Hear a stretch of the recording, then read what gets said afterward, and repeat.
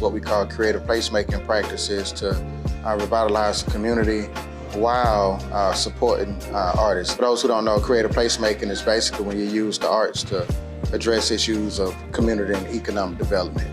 But we do it on a smaller scale in the community, primarily communities like Washington Park that's historically disenfranchised. There's more to us than just the art that you see. There's more to us than just the music that you hear. And after it's all said and done, there's still us as individuals. The last week has been surreal because I've been fortunate to be in the presence of what I call living history.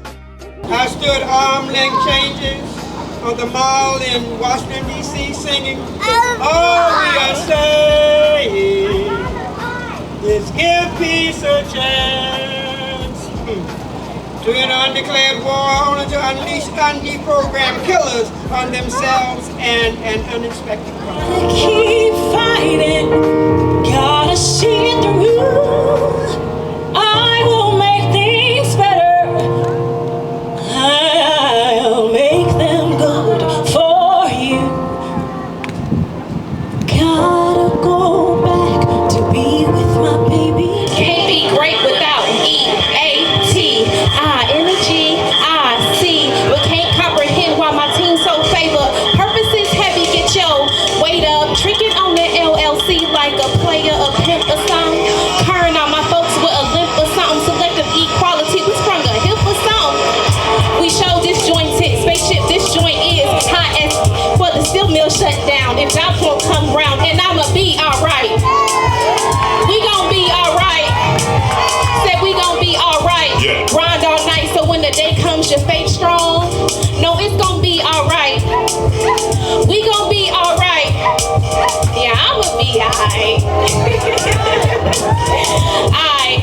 This idea of the intergenerational baton, you know, that one generation passes it on to the next, to pass it on to the next, is a way to both kind of keep a hand to the past in terms of always remembering it, honoring it, celebrating it, learning from it, but also not to act in isolation of a sense of the future, you know, that there's always a next generation that you're doing it on behalf of. So when we think about folks who move forward towards progress against systems that were designed to oppress them, but had an imagination of what could be and should be. And so, you know, the work that I do is rooted in that. It's rooted in making sure that that the voices of those in communities that are often pushed into the margins are amplified. We have the responsibility to show up authentically and let people see us be great, and let people see us fail. Young people have so much pressure on them.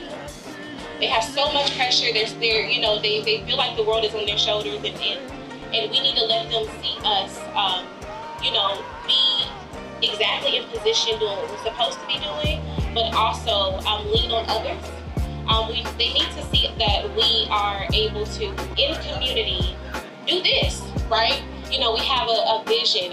You know, as an artist, you have something in you and you need to share it. You want to say it, but you're thinking about what are people going to say? How are people going to feel? What are they going to think about me?